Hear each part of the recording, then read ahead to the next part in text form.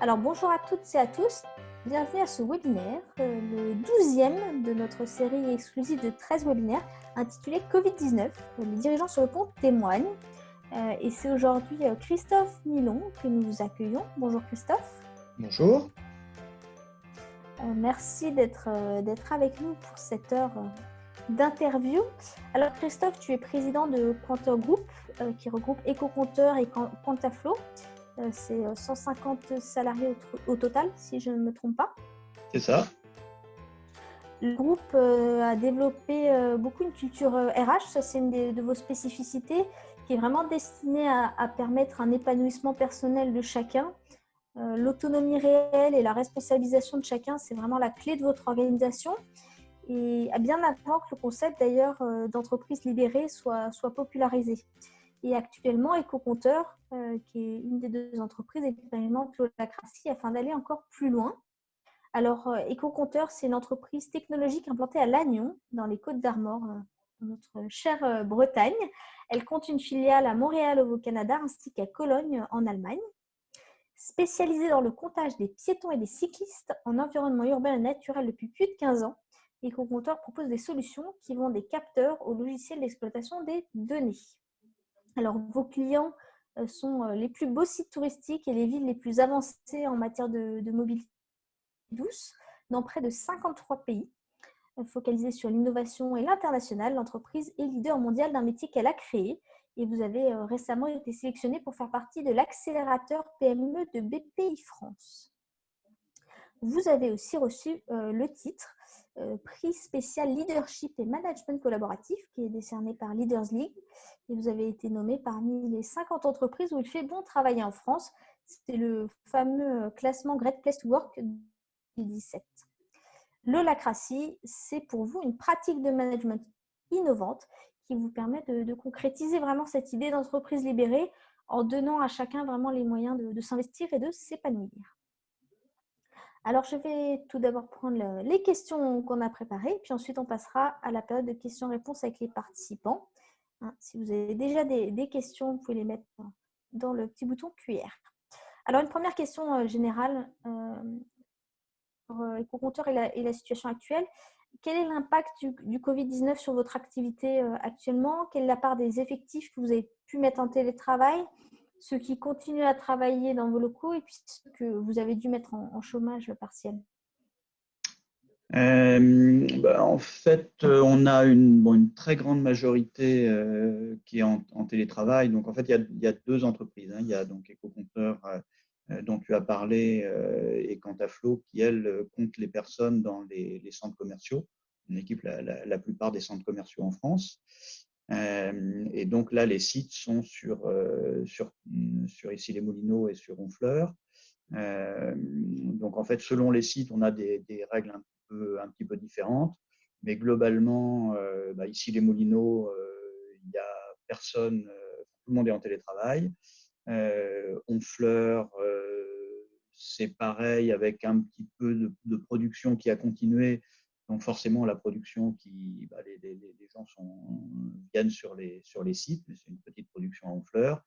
Et sur Lannion, où on a un site à 80 personnes, là, progressivement, au début, il y a eu très peu de monde parce qu'on a vraiment eu un coup d'arrêt. Et puis, progressivement, la production est revenue. Aujourd'hui, on doit être revenu à peu près à 2/3 des effectifs, mais à un moment, on était à peine la moitié.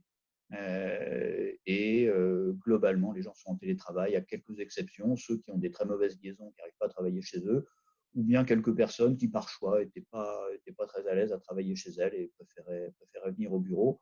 Mais voilà, sur un site où il y a 80 personnes, on a dû tourner entre une dizaine et une quinzaine de personnes, peut-être un petit peu plus aujourd'hui. Vous avez quand même laissé les bureaux ouverts pour les personnes qui n'avaient pas d'environnement de travail. Oui, tout à fait.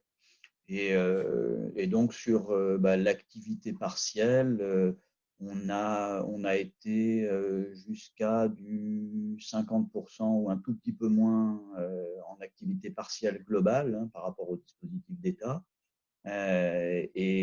Aujourd'hui, on est revenu autour plutôt de 70% d'activité Et on a une visioconférence tout à l'heure où j'annonce qu'on repart à partir de lundi sur, par défaut, 100% d'activité normale. Ah, super. Donc, vous pouvez repartir du bon pied dès lundi, fin du confinement. Et du coup, en tant que dirigeant, quelle a été ta première réaction face à cette crise qui était non anticipée, imprévue? Qu'est-ce que tu as mis en place dès les premiers jours, les premières semaines, à la fois sur les collaborateurs et puis pour le business, évidemment? Bah, si je résume un petit peu par où on est passé, je crois que la première réaction, ça a été de dire à la fin de cette crise, il y aura deux catégories, il y aura les morts et les vivants, et il faut qu'on fasse partie des vivants. Directement lié à ça, on s'est attaché à la question du cash, de la trésorerie, parce que dans la catégorie des morts, généralement, c'est par là que ça se passe. Bon, pour nous, c'était plutôt une bonne période là-dessus, mais malgré tout, on a tout de suite mis en œuvre le dispositif d'État pour être certain qu'on passait.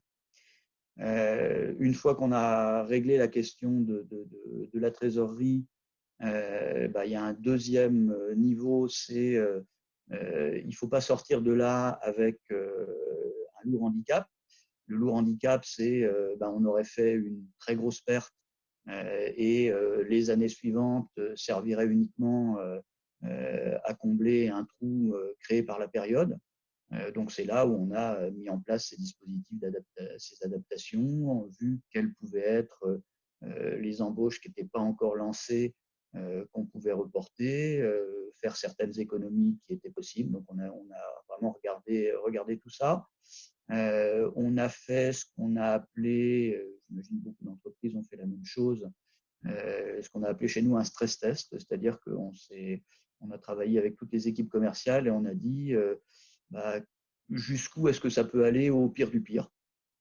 Et on a projeté, est-ce qu'au pire du pire, on fait partie des morts ou des vivants.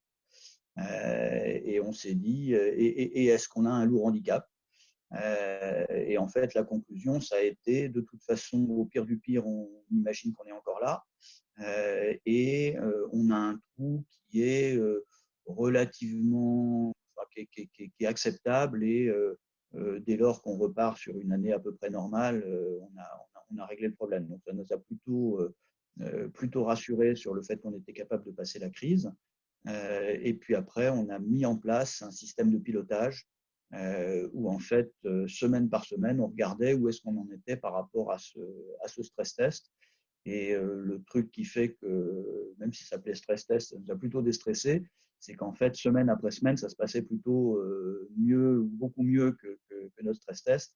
Et donc, c'était au final assez rassurant, sachant que faire un stress test, ça nous a quand même pris 3 grosses semaines, entre 3 et 4 semaines pour avoir vraiment les éléments. Mais évidemment, bon, dès le début, on en avait quelques-uns, mais pour vraiment finaliser ça, c'est le temps que ça nous a pris.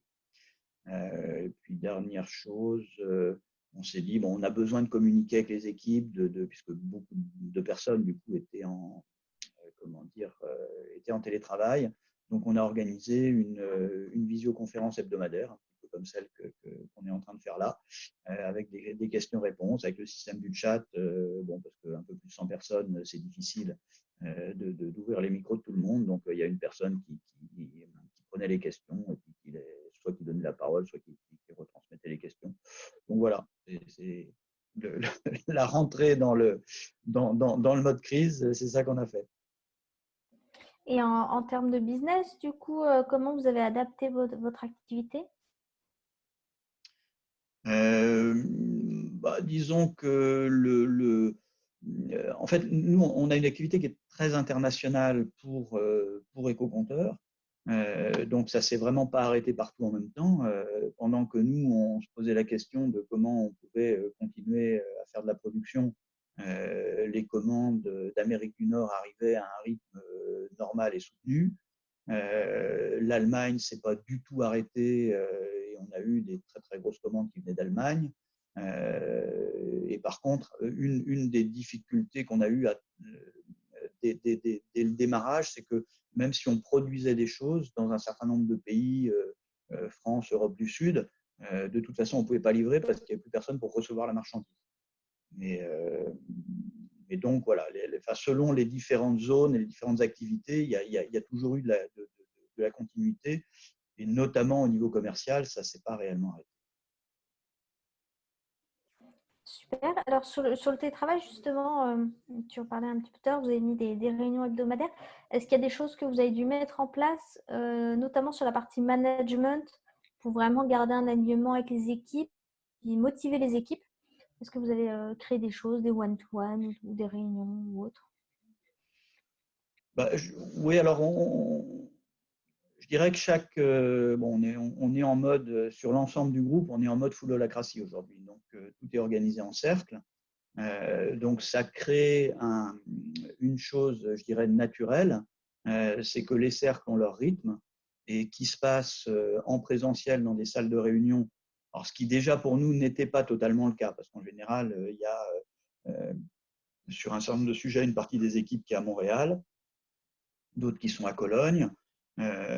Quant à Flow, on est une entreprise qui a 2 sites, donc il y a plein de réunions qui se faisaient déjà entre 2 salles de réunion, et tout ça a été structuré par, on utilise Holaspirit comme logiciel d'organisation, de formalisation de l'holacratie, et du coup, il y avait une grande habitude à ce que notamment les réunions de triage soient faites autour de Holaspirit.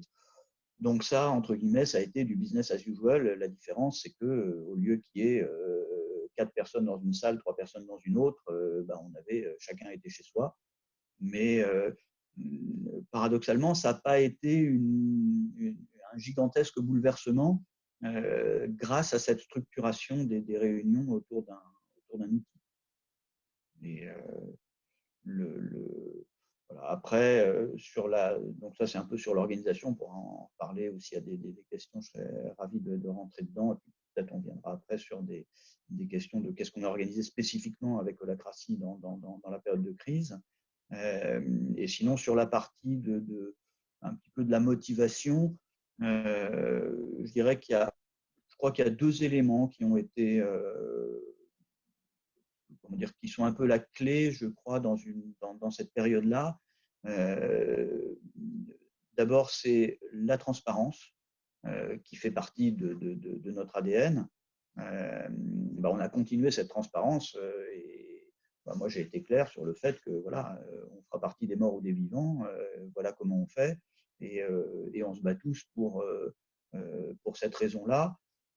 À un moment, le reste, c'est accessoire dans une période comme celle-là. On est tous sur le pont, dans le même but, on a tous les mêmes informations, on sait où on doit aller, et je crois que ça a produit un effet mobilisateur naturel, parce qu'on a tous envie de sortir de là en étant en forme, en tant qu'entreprise, j'entends. Merci pour ces éléments. Sur la motivation, j'imagine que tout le monde n'était pas non plus au même niveau. On n'a pas tous le même environnement de travail. Il y en a qui sont soit seuls dans des petits appartements, ou il y en a qui ont des enfants en bas âge.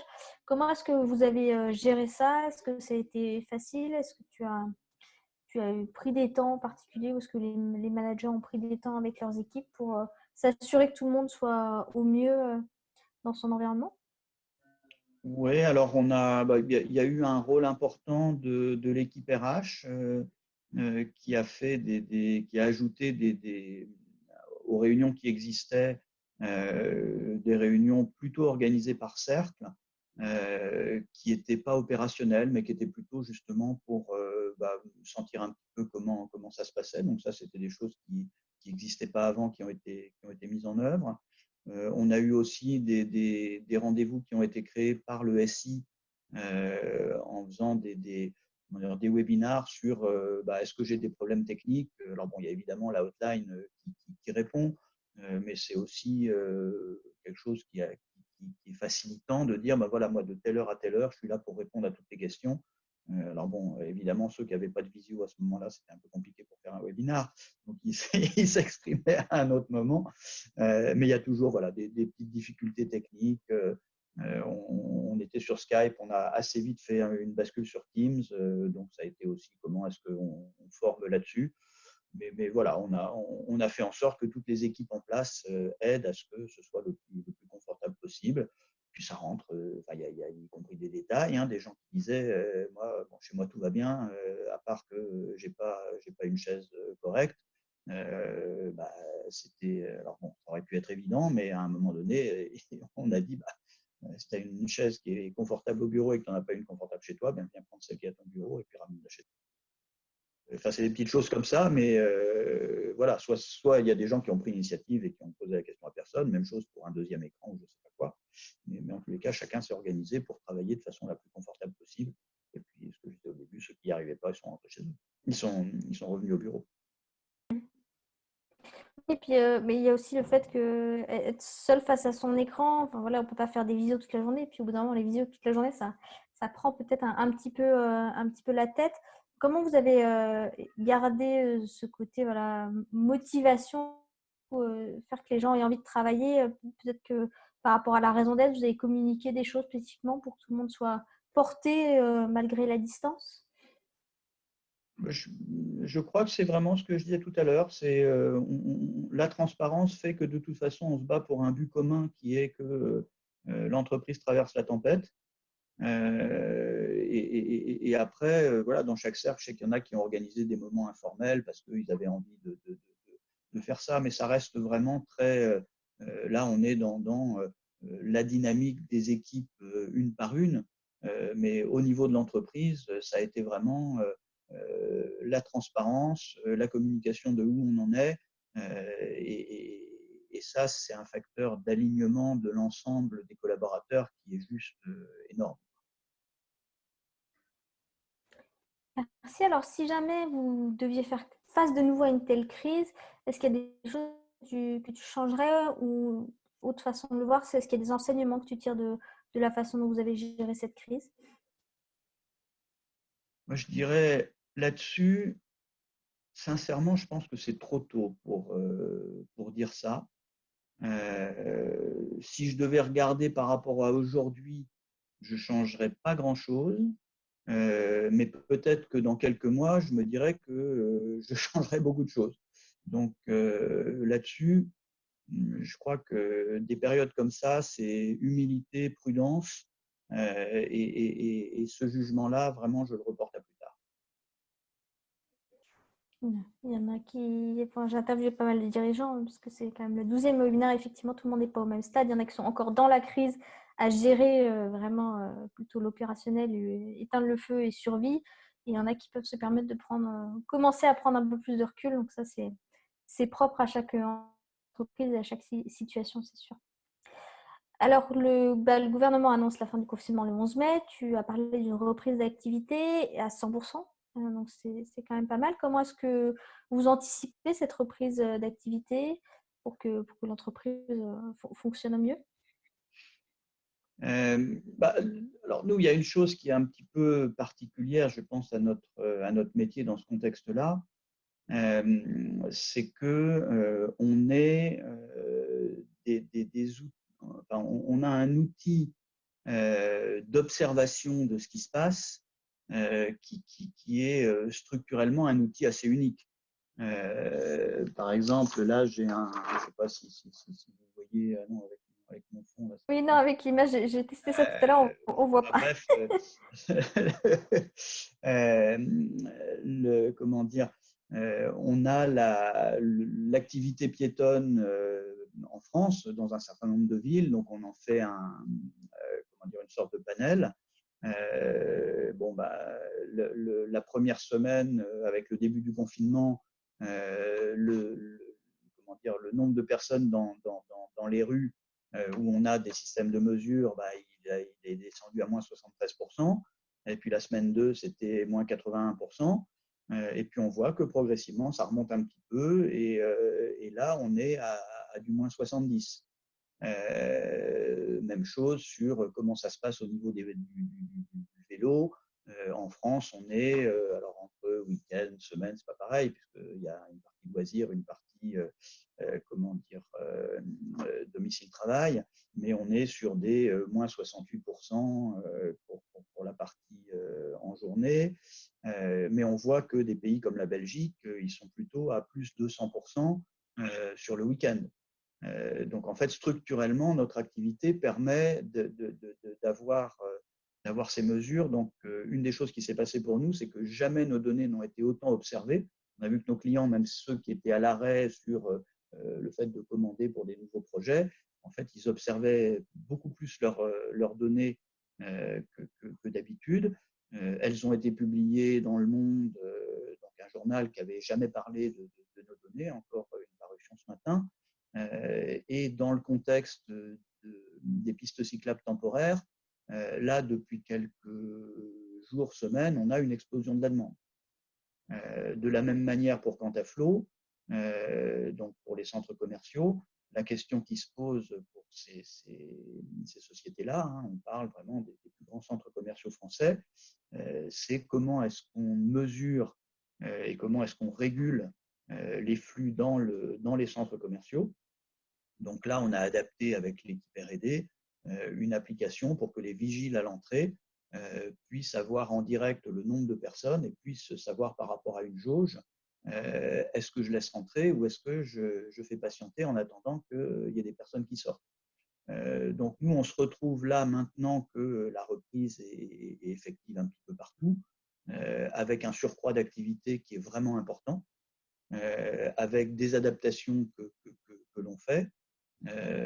Typiquement, la question se pose aussi de combien de personnes j'ai dans les bureaux.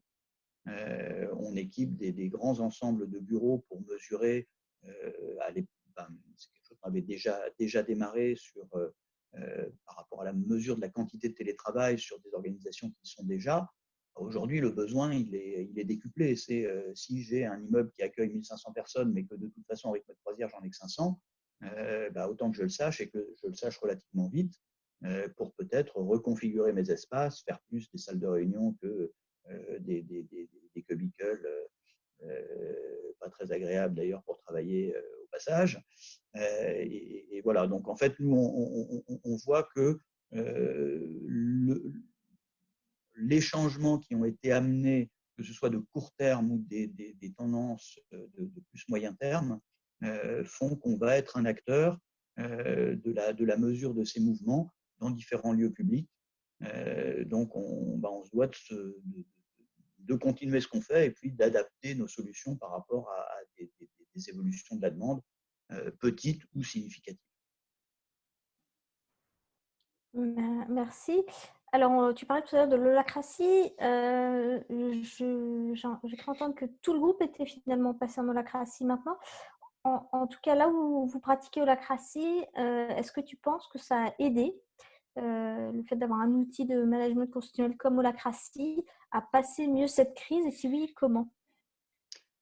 Alors oui, enfin, clairement, on a eu d'ailleurs avec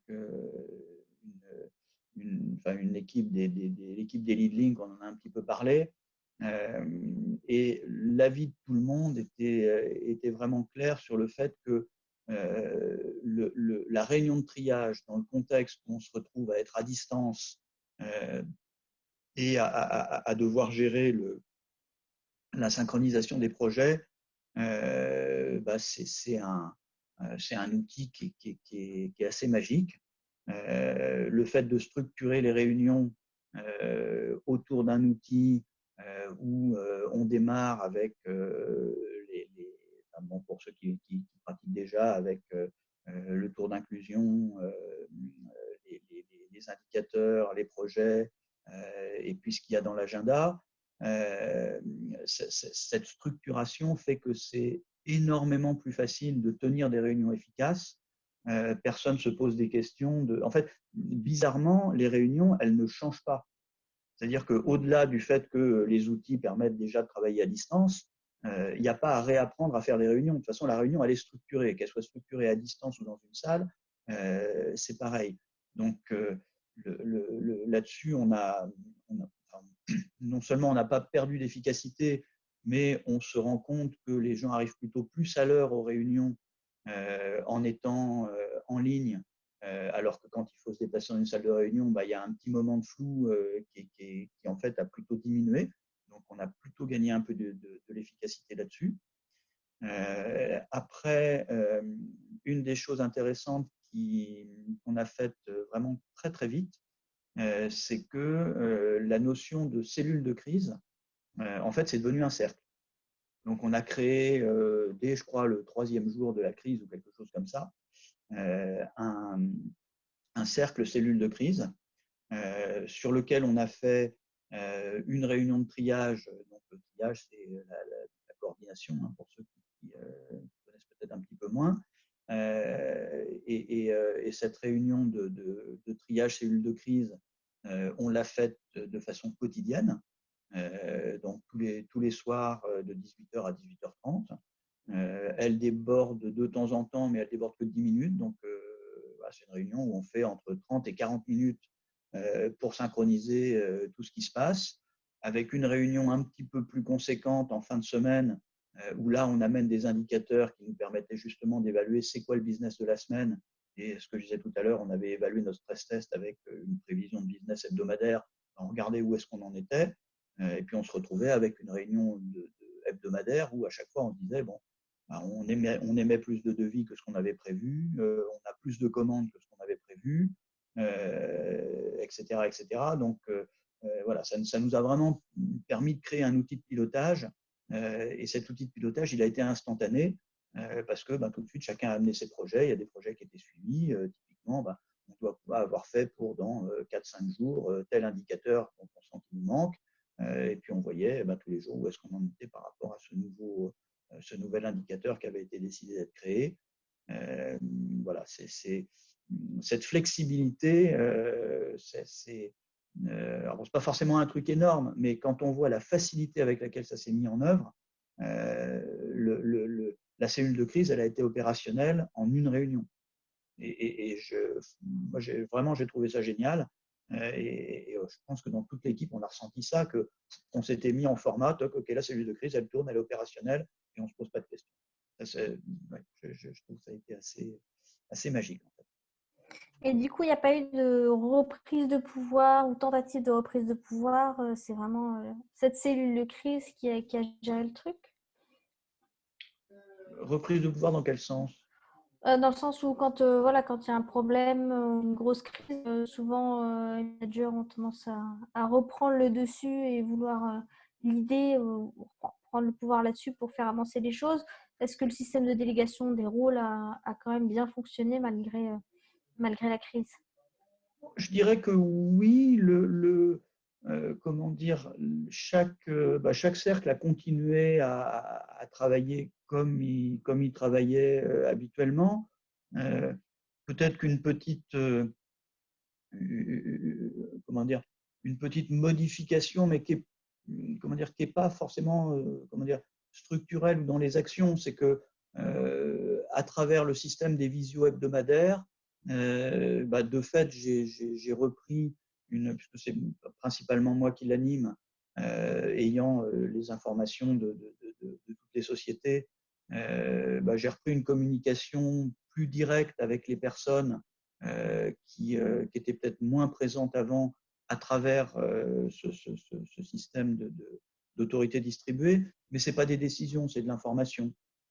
Donc, tout ce qui est décision, tout ce qui est fonctionnement opérationnel, je ne vois pas de choses qui aient changé. Encore une fois, les cercles étaient les cercles, ils ont leur fonctionnement, ils avaient leur agenda a été pas énormément modifié. Certains ont décidé qu'ils avaient besoin de faire ce qu'ils appelaient une mêlée quotidienne, qui était un format qui est plus court que le triage, qui est plutôt du 10 minutes où on check dans une équipe software, par exemple, sur quoi est-ce que chacun travaille aujourd'hui, est-ce que le travail de la veille, tout fonctionne. Voilà, ça a été ça, mais non, je crois que justement, Holacracy, ça met une structure qui est suffisamment, établie et visualisée pour qu'en fait, une modification comme celle qu'on a vécue, dire, si, il y a peut-être des choses d'ailleurs qui sont réorganisées dont je ne suis pas au courant, mais c'est parce que ils en ont ressenti le besoin. Mais comment dire, la vraie modification de structure, c'était la cellule de crise pour que les informations un peu critiques, on puisse les avoir. Mais derrière, oui, chaque cercle a continué à exercer son métier, à travailler en fonction de sa raison d'être comme avant. Merci. Alors, je vais passer à la dernière question avant qu'on passe aux questions-réponses des participants. Certaines personnes pensent que la crise actuelle n'est qu'un début, qu'il y en aura d'autres. On parle d'après-crise, de retour en arrière. Est-ce que tu es de cet avis? Est-ce que tu envisages d'aller encore plus loin dans la transformation des deux organisations et du mode de management pour mieux se préparer aux turbulences à venir?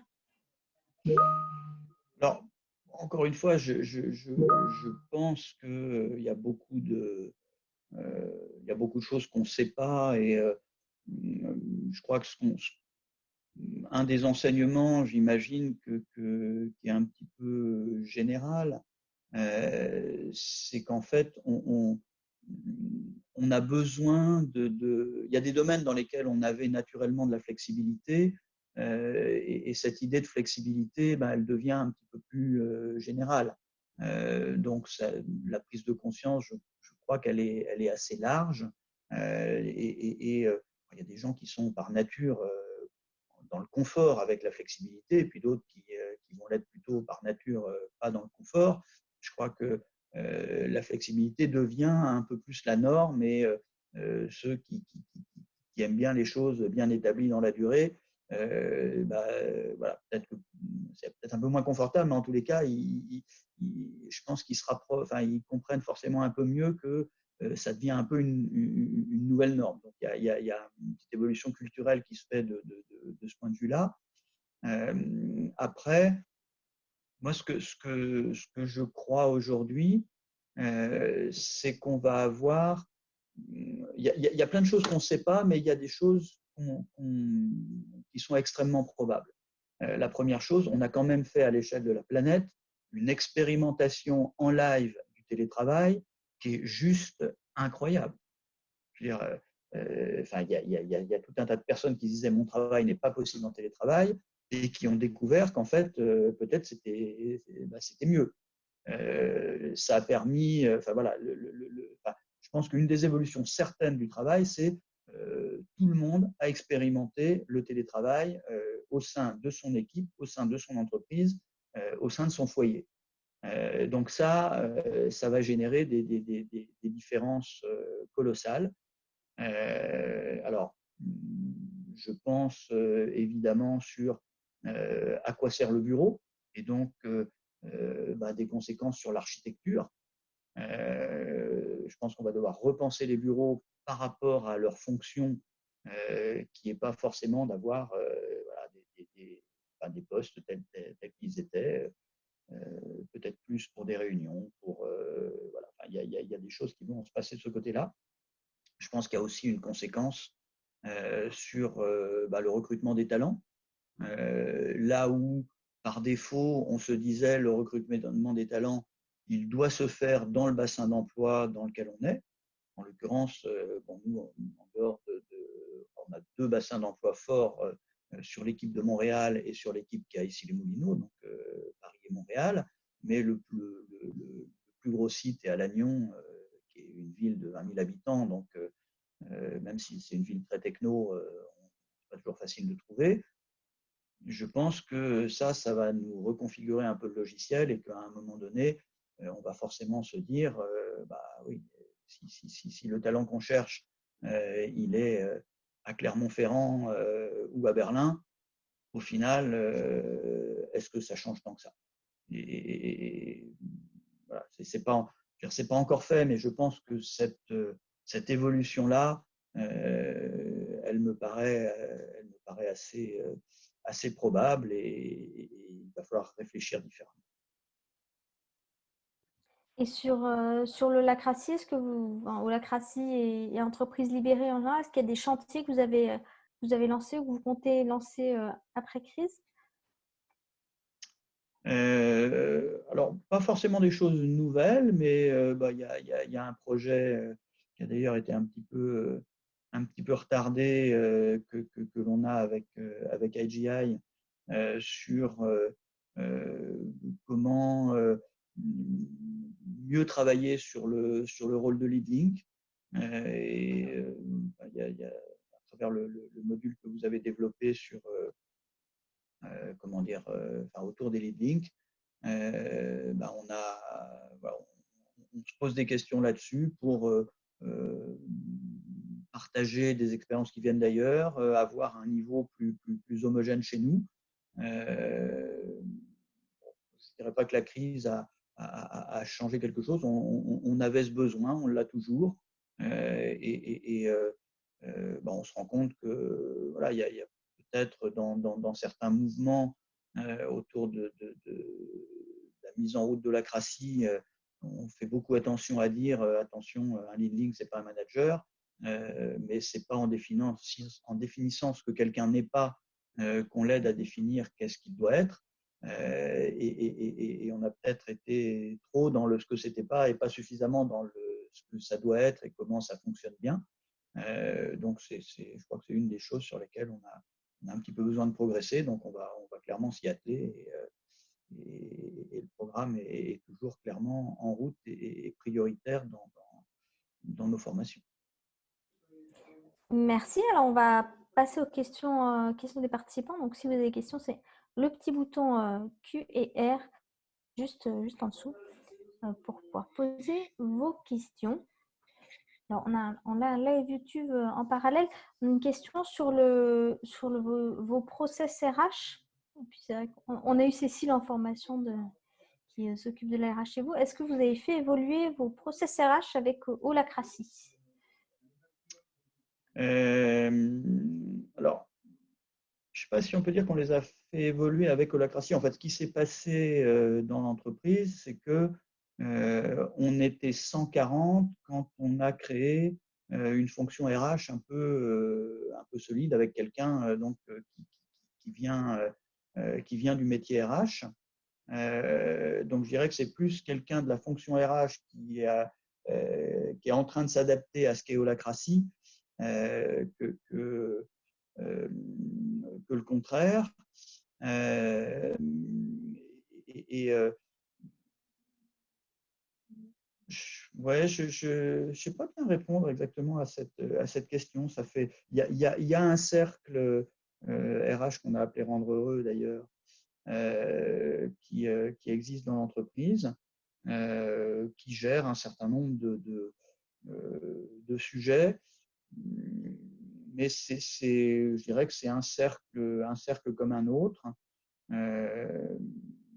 Mais en tous les cas, quelqu'un qui vient d'une structure traditionnelle, de se dire comment est-ce que la fonction RH s'intègre dans une entreprise en holacratie, c'est vrai qu'il y a des questions qui se posent qui sont peut-être plus fortes que pour quelqu'un qui travaille uniquement sur des sujets opérationnels, parce que holacratie est très, comment dire, est vraiment structuré pour la synchronisation et pour le fonctionnement opérationnel de l'entreprise.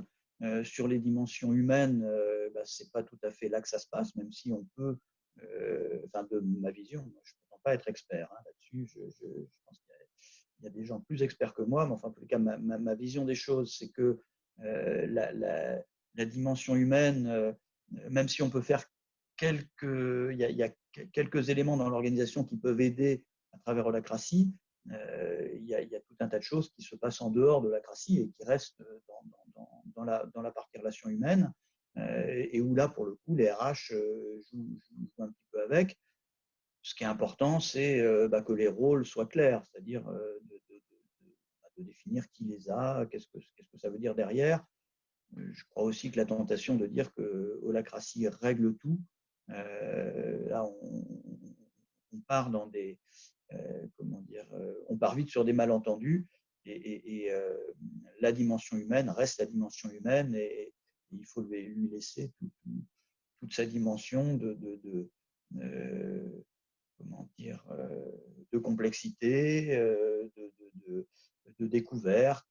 Voilà, c'est le monde qui est le plus, je crois, le plus varié, parfois le plus inattendu. Et je ne suis pas sûr que la Crassie soit un moyen de changer ça, et ça serait d'ailleurs probablement malheureux si ça changeait trop. Non, effectivement, la ne s'occupe pas des relations humaines, mais ça peut amener quand même à revoir des process RH comme le recrutement ou la gestion des salaires, ou même les entretiens professionnels. Est-ce que c'est des choses que vous avez fait évoluer ou peut-être pas encore, hein, c'est un peu peut-être prématuré? Alors, oui, sur le recrutement, en fait, on avait déjà défini assez clairement des processus avant même de rentrer en holacratie. On a plutôt, là où il y avait des personnes qui étaient sur des étapes, c'est devenu des rôles. Donc, on l'a adapté. Sur la définition des salaires, là aussi, il y avait déjà un processus qui était extrêmement clair. Ce qu'on a probablement gagné de ce côté-là, c'est qu'en fait, il y a peut-être, même si les processus étaient clairs, les rôles qui animaient ces processus n'étaient peut-être pas suffisamment. En passant en holacratie, ça a permis de solidifier un petit peu. Mais on a globalement, sans rentrer dans le détail, parce que c'est un petit peu long d'expliquer le processus, mais on est plutôt dans un système d'augmentation générale qui arrive tous les ans, qui est d'ailleurs probablement remise en cause cette année pour la première fois. Et en fait, si une personne souhaite sortir de cette règle, elle a un processus qui est extrêmement clair pour qu'il y ait une révision individuelle avec des rôles où chacun va avoir un avis, et puis à la fin, ça se traduit par, dans une réunion à plusieurs, chacun met sur un post-it le salaire auquel il pense, pourquoi, et il y a une discussion un petit peu cadrée qui s'engage autour de ça, et qui permet d'ailleurs, dans un certain nombre de cas, de faire des réajustements. L'objectif du rôle, comment dire, rémunération étant d'éviter qu'il y ait trop de ces réunions-là, en ayant anticipé, sachant que de ces réunions-là, si elles amènent à dire oui, en effet, on a sous-estimé la rémunération de la personne, et sa demande d'augmentation est justifiée. On considère qu'on doit le faire au maximum avant qu'il y ait les demandes, mais une personne peut demander, et l'analyse n'aboutit pas toujours à dire oui, c'est justifié. Il y a des moments, ça permet aussi de dire en fait, voilà pourquoi ton niveau de rémunération, c'est celui-là, voilà pourquoi il est justifié. Ça permet de clarifier à la personne, vis-à-vis de la personne, en quoi est-ce que cette rémunération est juste, vis-à-vis du marché, vis-à-vis de l'interne, vis-à-vis d'un certain nombre de critères qui sont un petit peu codifiés comme ça. Mais voilà. Donc, oui, ça a un petit peu évolué, mais on partait d'une situation où il y avait déjà des choses. Super. Alors, une autre question sur la différence entre entreprise libérée et holacratie. Est-ce que tu peux nous éclairer là-dessus? Et pourquoi être passé à ce système qui est holacratie alors que vous étiez déjà dans une démarche de libération? Oui, alors elle est vraiment intéressante cette question. En fait, pour l'expliquer, je vous raconterai un tout petit peu comment dire, le parcours. Donc, bon, moi, par nature, je dirais que je suis personnellement très sensible à la notion de liberté individuelle dans le travail. Toujours, j'étais salarié dans un grand groupe de communication qui s'appelle Young Rubicam, plutôt bon là-dessus d'ailleurs. Et j'ai beaucoup aimé ça, et je me suis dit au moment de créer l'entreprise que j'avais plutôt envie de créer l'entreprise dans laquelle j'aurais eu envie de travailler. Donc j'ai toujours eu envie de cette liberté, qui est d'ailleurs une quête personnelle, qui n'est pas forcément celle de tout le monde, mais en tous les cas, malgré tout, je pense elle existe quand même dans une certaine mesure chez chacun. Et donc, voilà, on a toujours mis cette notion comment dire, d'autonomie individuelle dans notre fonctionnement, mais sans forcément que ce soit structuré. C'était plutôt un état d'esprit. Et le jour où l'entreprise libérée en tant que concept est arrivé, je me suis dit, ah bah, c'est génial parce qu'il y a des gens qui vont plus loin que nous, mais enfin, l'état d'esprit est là. Bah, quelque part, on a rebondi sur ce concept pour quelque chose qui était déjà chez nous dans une mesure relativement importante. Et comment est-ce qu'on est arrivé à Holacracy? À un moment donné, donc il y a à peu près 4 ans, on décide de faire une croissance externe, hein, donc le rachat d'une entreprise, en l'occurrence Quantaflow, donc éco-compteurs comptent dans les villes, dans les espaces naturels, etc. Et Quantaflow fait un peu le même métier dans les centres commerciaux. Et on se dit qu'il y a quelque chose d'intéressant à faire là-dessus. Et du coup, se pose la question de comment est-ce qu'on pilote cette intégration. Et en fait, la décision, c'est que moi, je vais m'occuper plus particulièrement de ce projet-là. Et Enrico D'Urbano, qui est le directeur commercial à l'époque d'Ecocompteur, devient directeur général. Et donc, moi, quelque part, je suis beaucoup moins présent sur Ecocompteur, qui est la plus grosse société du groupe. Et lui, il se retrouve avec une problématique entre les mains qui est de dire, mais cet héritage d'entreprise libérée, c'est culturel, c'est un état d'esprit, mais concrètement, j'en fais quoi? D'autant que, voilà, comme c'est justement culturel et pas structurel, il y a des choses qui ne marchent pas forcément si bien que ça, dans de la synchronisation, dans l'autonomie, c'est bien, mais comment est-ce que tout le monde avance dans le même sens, à la même vitesse? Et en fait, c'est lui qui vraiment se dit, j'ai envie de garder l'état d'esprit, mais j'ai envie de faire quelque chose de plus efficace. Et c'est là qu'il trouve Holacracy. On travaille pour décider est-ce qu'on y va, est-ce qu'on n'y va pas. Voilà. Et puis, la décision est prise que face à une entreprise libérée qui est culturelle, on met un deuxième élément à côté qui est structurel. Et en fait, on est vraiment sur des plans assez différents. Holacracy, je pense, peut s'appliquer à tout type d'organisation, y compris des organisations pas du tout libérées. D'ailleurs, c'est peut-être même structurellement, je pense que dans l'idée d'entreprise libérée, c'est plutôt plus libre que ce qu'amène Holacracy, où on codifie les choses. Donc, ça peut donner un sentiment de moindre liberté. C'est-à-dire que là où certaines personnes voient la liberté dans le flou, cette liberté, elle existe dans la définition. Donc, si je n'ai pas défini ma liberté, je ne l'ai pas. C'est pas pareil que de dire je l'ai par défaut, mais bon, en même temps, il y a deux personnes qui peuvent penser qu'ils ont la même ou des libertés qui sont opposées. Donc voilà, ça vient mettre de l'organisation donc pour moi, c'est ces deux différences et je crois qu'elle est vraiment forte je pense qu'un esprit d'entreprise libérée peut être fait avec Holacracy. Comme il peut être fait sans, mais je crois que cet état d'esprit, on lui permet d'être plus efficace avec une structure comme Holacracy. C'est ce que, au final, sans être celui qui a choisi, c'est mon retour sur cette expérience-là. Après, ça fait maintenant 3 ans qu'on y est à peu près. 3 bonnes années. Merci. Alors justement, au bout de 3 ans, est-ce que tout le monde a bien intégré Holacracy ou est-ce qu'il y en a des collaborateurs qui résistent encore au système et qui ne veulent pas prendre leurs responsabilités?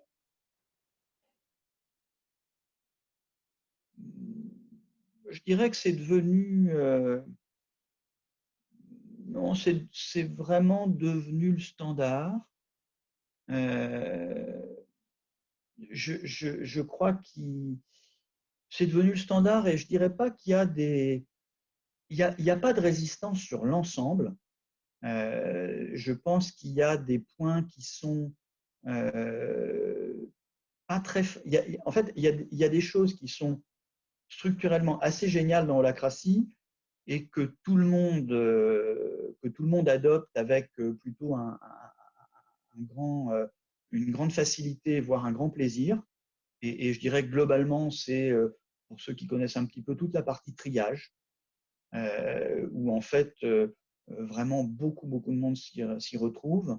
Euh, Après, là où il y a plus de difficultés, c'est sur le fonctionnement de la gouvernance, qui est beaucoup plus lourd, qui est beaucoup plus âpre. Donc là, il y a quelque part, on est plutôt sur on le fait parce qu'il faut le faire et que bon, on voit bien qu'il n'y a rien d'autre et que sinon il y a un peu une limite dans le temps si on ne fait pas évoluer la gouvernance. Mais c'est pas vraiment une partie de plaisir. Et puis après, il y a une autre limite. Alors, c'est d'ailleurs un petit peu aussi pour ça qu'on veut faire ce travail de formation sur les lead links. C'est qu'en fait, comment dire, malgré tout, le nombre de réunions qui est généré par Holacracy, qui est quand même plutôt moins important dans d'autres systèmes, ou enfin en tous les cas dans celui qu'on avait avant.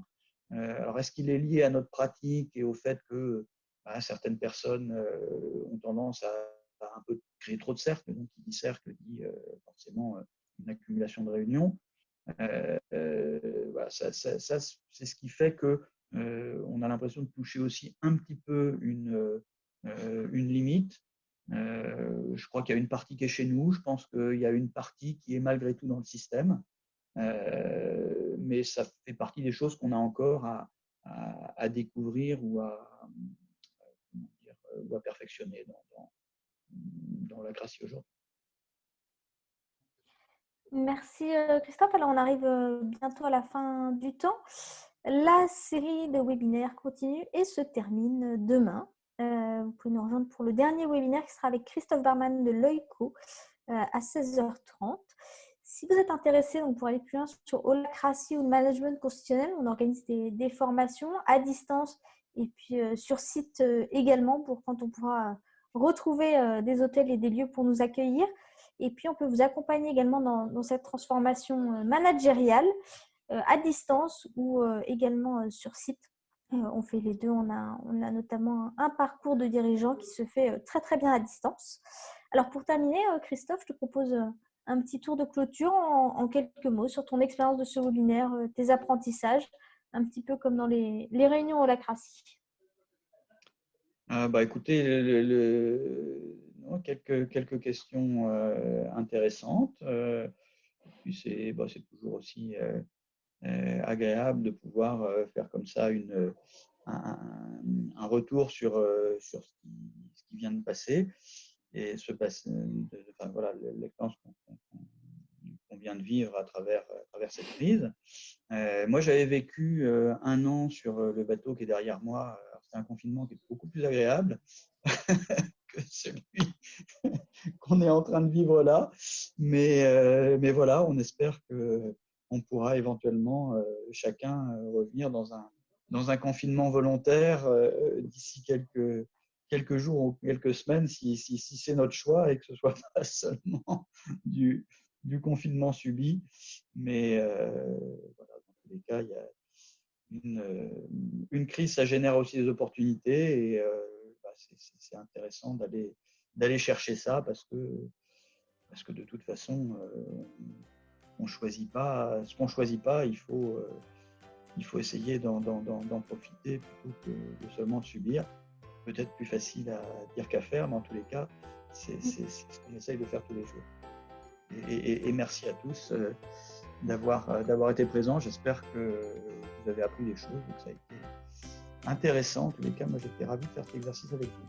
Merci Marco. Merci Christophe pour ton témoignage, c'était très inspirant, très intéressant. Merci aux participants pour vos questions et votre présence. Donc le replay sera disponible prochainement. Et puis je vous dis bon après-midi et puis à demain. Bon appétit aussi pour ceux qui mangent.